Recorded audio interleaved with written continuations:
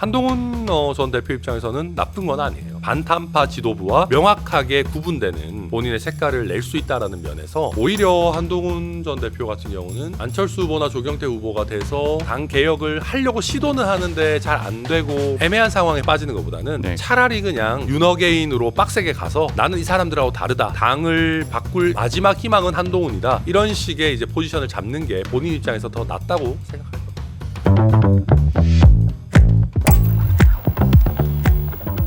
국민의힘 이야기로 좀 넘어가 보겠습니다. 어제 이제 당권 주자들의 첫 TV 토론회가 있었는데 혹시 좀 보셨나요? 아니, 저는 뭐 굳이 보고 싶진 않아서 네. 기사로만 봤습니다. 알겠습니다.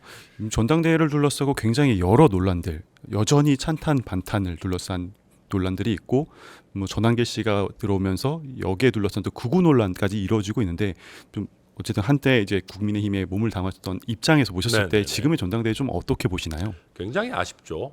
굉장히 아쉽고, 예전에 이제 그 황교안 대표 체제랑 지금이랑 비슷한 것 같아요. 그때도 소위 말하는 좀 극성 유튜버들한테 이제 좀 끌려다니면서 당이 자꾸 중도층의 그 인정을 못 받고 지지를 못 받고 자꾸 오른쪽으로 끌려가는 모습들이 있었는데, 이번에는 뭐 당대표 선거가 끝나기도 전에 이미 그런 분위기로 가고 있는 것 같습니다.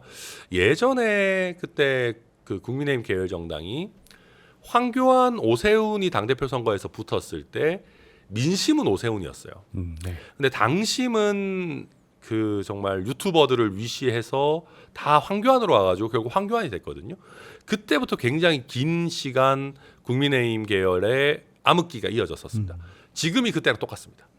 민심은 탄핵에 비상계엄에 완벽하게 선을 긋고 탄핵 어쩔 수 없이 해야 된다라고 했던 조경태나 안철수나 이런 분들이 뭐 당연히 해야 되는 거 아니냐, 그게 국민들의 생각에 맞는 거 아니냐로 가는 일정 부분 게 보이는데, 당심과 국민의힘 지지층은 여전히 뭐 김문수, 장동혁 이렇게 반탄파로 가고 있기 때문에 이번 당대표 선거가 끝나고 나면, 이 과정에서도 그렇고 끝나고 나면 결국 민심과 국민의힘의 괴리라는 것은 더욱 심각해질 것이다. 그리고 굉장히 오랜 기간 암흑기를 겪을 수밖에 없을 것이다. 이렇게 안타깝지만 전망이 됩니다. 네, 지난 대구 연설회였죠. 전한계 씨가 이제 프레스석에 자리를 하고 거기서 이제 일부 찬탄 의원들을 향해서 배신자다, 뭐 이런 식으로 이제 일종의 당원들을 뭐 선동했다, 이런 이야기들이 나오면서 윤리위에까지 회부되는 상황입니다. 그런데도 이제 반탄파에서는 좀 전씨를 이제 감싸고 있는 그런 상황인데, 뭐 이런 것들이 결국은 뭐 표심 때문에 이런 결정들을 하는 걸까요? 좀 어떻게 보고 계세요? 네, 당연히 표심 때문이겠죠. 그러니까 이게 그런 겁니다. 옛날에 박근혜 전 대통령 탄핵 때도 그렇고요. 사람들은 모든 사람은 내가 했던 선택이 틀리지 않았으면 좋겠다라는 생각이 있고요. 틀렸다라는 걸 인정하는 거는 굉장히 고통스러운 작업이에요. 그게 내가 박근혜 전 대통령이든 윤석열 전 대통령이든 약하게 지지했어도 아쉬움이 남는데, 국민의힘 당원들 같으면 다들 굉장히 고관여층이시고 지지하시는 강도가 상당히 강한 분들이란 말입니다. 그러면 윤석열 대통령이 좀 실패하고 탄핵당하고 하는 거에 대해서 마음 아픈 게 인지상정이에요. 그리고 내 선택이 틀렸다라는 걸 받아들이기보다는 저 사람들이 잘못했다, 뭐 이런 식으로 감정적으로 반응하시는 게 있을 수 있는 일입니다. 그런데 문제는 전한길 씨 같은 분들은 그걸 이용하는 거예요. 그리고 전한길 씨와 부안해동하는 정치인들도 그 어떤 상실감을 이용해서 그래도 옳은 얘기하고 미래지향적인 이야기를 하는 사람들을 배신자다라는 프레임으로 공격하는 것이거든요. 그런데 그렇게 되면 당이 한 발자국도 앞으로 나아갈 수가 없어요. 그 상실감을 일정 부분 치유해 주면서도 그래도 앞으로 민심의 길로, 승리의 길로 가려면 이렇게 아쉽지만 가야 됩니다 라는 설득하는 작업이 있어야 되는데, 그게 아니고 잘못된 그 감정적 결정들을 더 강화하는 형태로 가고 있단 말이죠. 그럼 뭐 망하는 거죠, 그렇게 가면. 결국 뭐 정말 이용하고 있는 겁니다, 당원들의 그 마음 아픔을. 굉장히 저는 부도덕한 상황이다라고 보고요.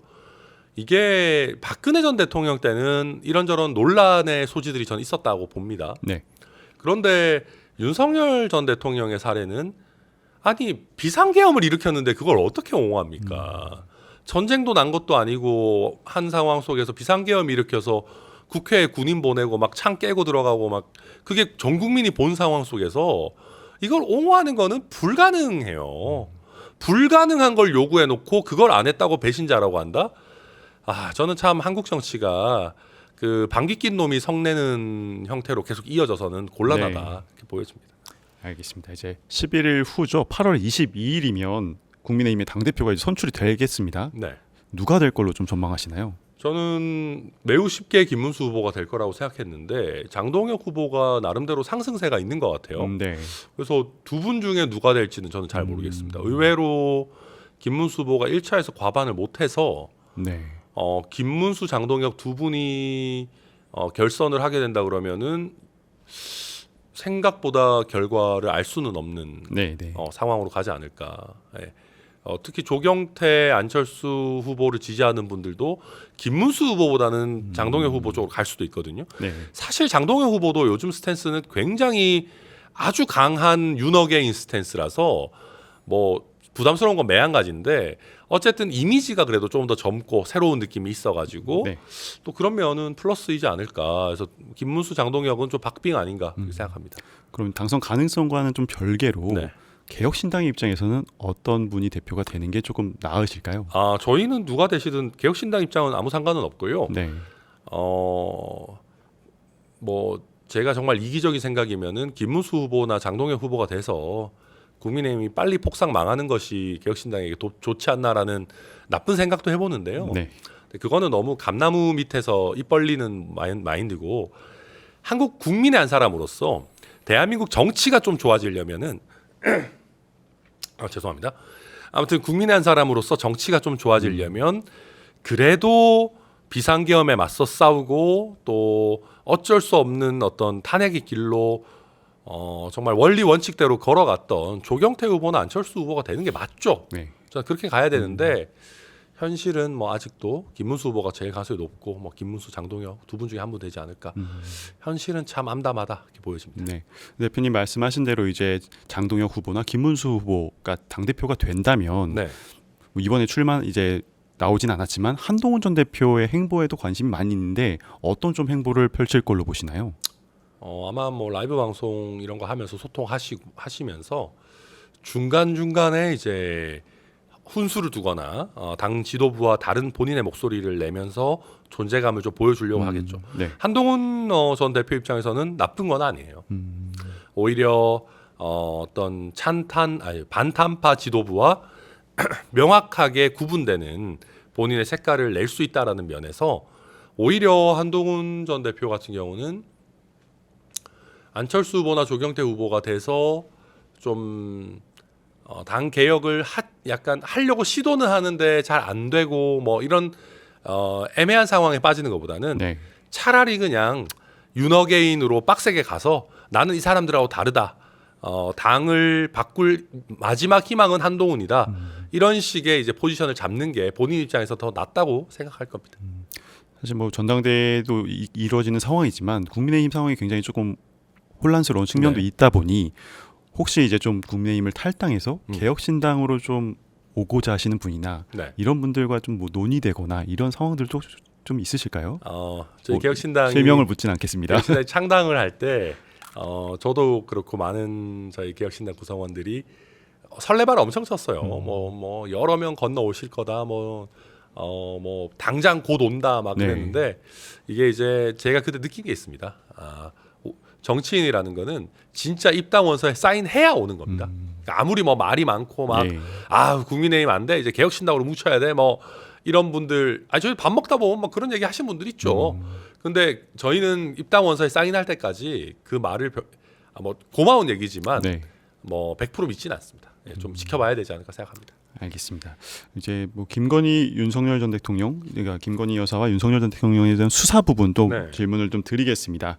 뭐 전직 대통령 부부가 이제 함께 구속될 위기의 상황에 처해 있는데 최근에 기사 나오는 게 보면 이제 김건희 여사의 그 목걸이 관련된 반클리프 목걸이 관련된 기사들이 많이 나오고 있습니다. 그래서 뭐 사실 천하람 대표도 얼마 전 인터뷰에서 김 여사 관련된 좀 얘기를 하면서 본인에게 불리한 진술을 술술해서 특검에게 좀 먹잇감이 될 거다라는 식으로 이제 말씀을 하셨는데 네네. 실제로 좀 그렇게 상황이 되고 있다고 보시나요?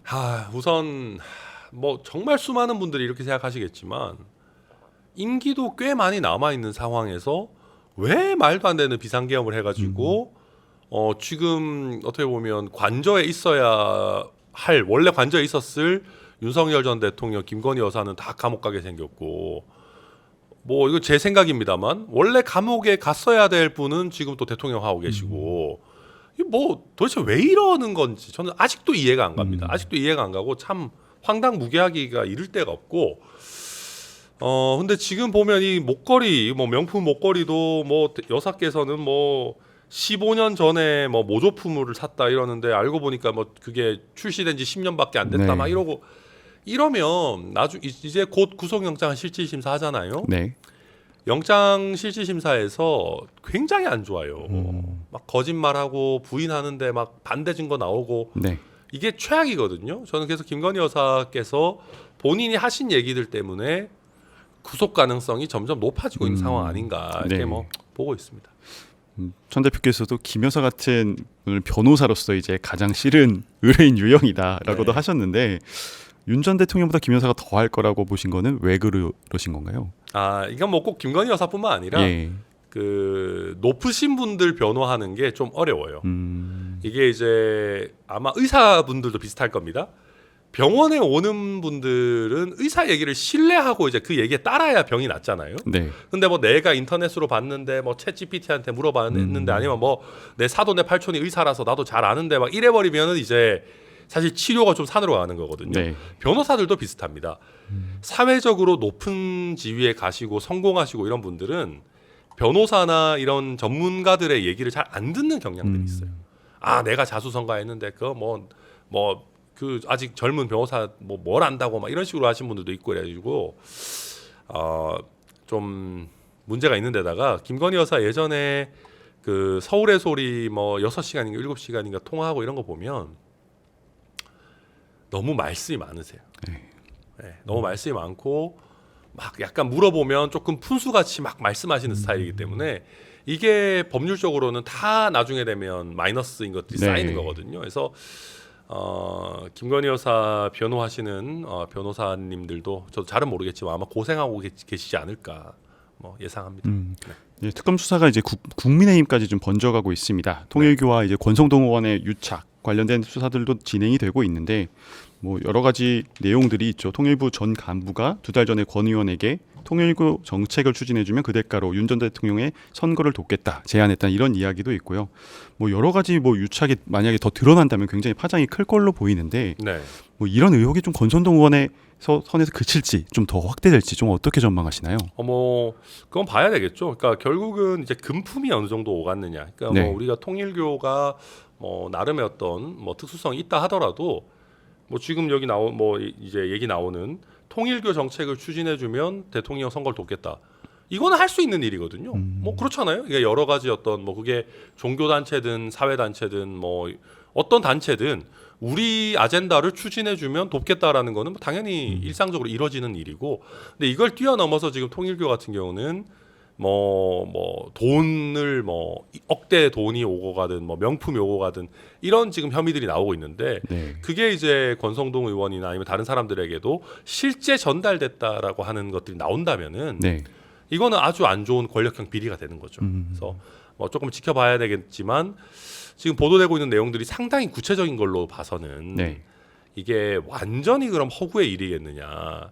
저는 그렇지는 않지 않을까. 조금 법적인 그 위험성이 상당히 있지 않을까 네. 그렇게 보여집니다. 좀 마지막 질문 하나 드리겠습니다. 저희가 인터뷰를 좀 준비하다 보니까 최근에 이제 자료 내셨던 부분들이 좀 눈에 띄더라고요. 네네네. 그래서 김건희법이라고 불렸던 개식용 종식법이 이제 네. 통과가 돼서 추진된 지 1년 정도를 맞이하고 있는데 뭐 이제 확보하신 자료를 보다 보니 네.